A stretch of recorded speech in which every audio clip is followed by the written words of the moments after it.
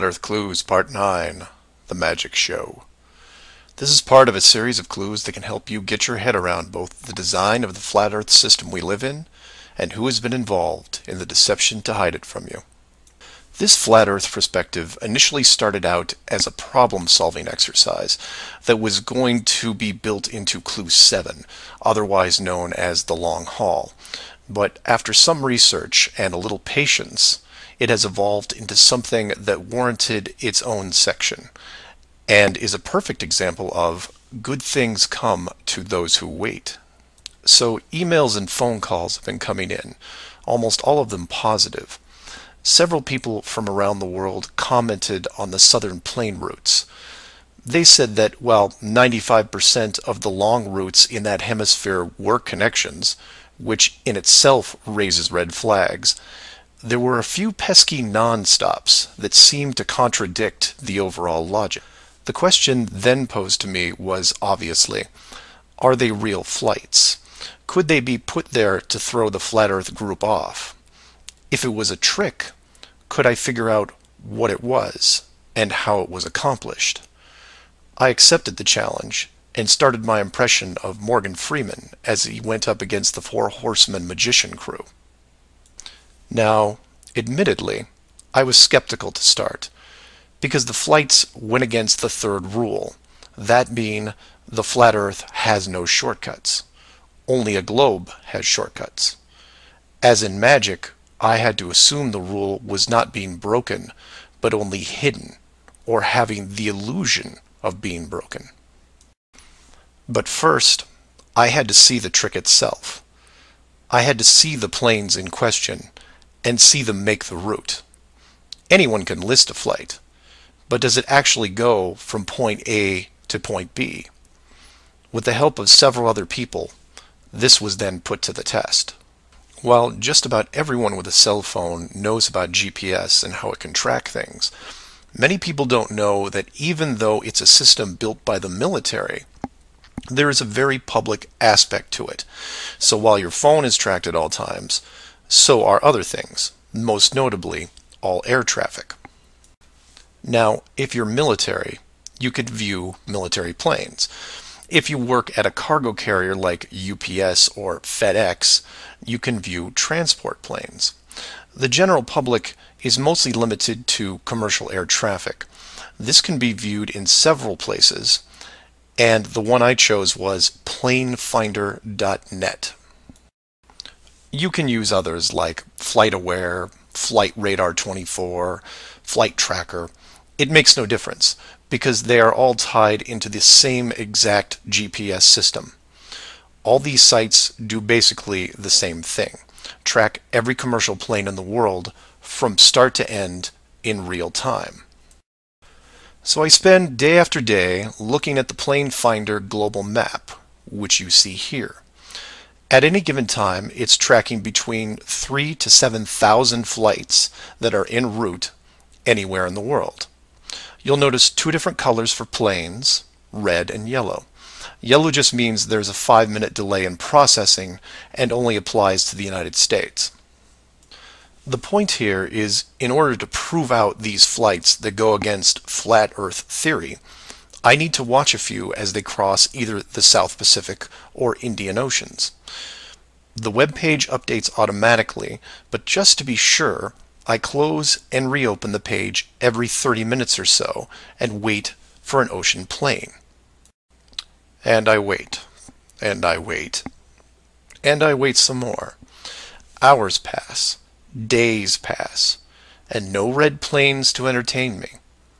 And somewhere in this process of me just staring at these empty oceans, waiting for a plane to cross, something occurs to me. Can you guess what it is? Nothing is crossing these oceans. Not non-stops, connections, multiple connections, nothing. But that's not possible, right?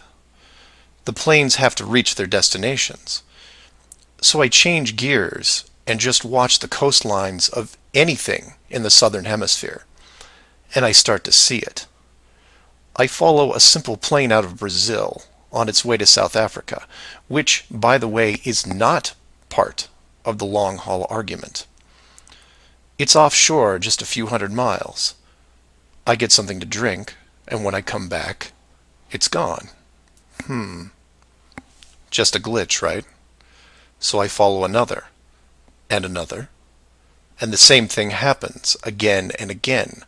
Once the plane reaches an imaginary line in the water, GPS makes it disappear. Then a friend who is also working on this problem sends me some links, which I've included in the description. I encourage you to take a look at them. At first, they don't seem like much, just an average flight log showing speed, altitude, locations, things you could expect. Then you scroll down to about 3:30 in the morning, and the location drops away and is replaced by either the word approximate or the word estimated. This then continues for the next 5 hours until, miraculously, 1 hour before landing, the flight log reestablishes itself, and the GPS system shows the plane in real time about to reach its destination. So to be clear to those who may not be seeing everything here, the flights are being dropped off GPS, and their flight data is also turned off and stays off until they are almost on top of their arrival point. And you say, well, that's how GPS works. Well, no, because the Northern Hemisphere has planes flying all over their oceans. And then you say that maybe it's a localized Southern Hemisphere thing. And I say, then why are all the flights over or near land perfectly tracked? Furthermore, this is a US-based system, with Americans flying on vacation every single day. You're telling me that those people aren't going to be tracked? In addition, the Vanishing Plane Act is happening to not only the South Pacific and Indian Oceans, which I would expect, but also the South Atlantic, which isn't part of the flat Earth argument. There are a bunch of flights that cross this relatively small ocean between South America and Africa, and every one of the planes is hidden shortly after takeoff. So then you say, what would be the purpose of hiding those shorter routes in the Atlantic? It's because of something I didn't see right away. If you hide one flight, you have to hide them all. Showing the GPS routes in the Atlantic, but leaving out the Pacific and Indian Oceans would raise different questions. So the logic here, despite being very sneaky, is sound. The third rule is that the flat Earth has no shortcuts. If you look at the azimuthal equidistant map again, and look close, you notice that while the South Pacific, South Atlantic, and Indian Oceans make up the lower sections on a globe, they make up the outer ring on a flat model. In that model, there is no shortcut between Australia and South America. If you are creating flight routes, you have only two choices. You take the long way around, clockwise or counterclockwise, and stay on the ocean. Or you cut across the land in the middle. But if you cut across the land, you have to create connections, because on a globe, it wouldn't make sense to fly over the top of the United States to get to South America. Neither of these choices are ideal. So the authority came up with a compromise. Disable GPS and lose the planes for every ocean flight in the Southern Hemisphere. Then reactivate them once the destination is reached.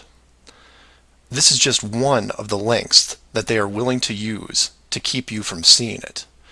Don't just hide some things, hide everything, so that maybe the topic isn't addressed. And some would come back and say, well, nice going.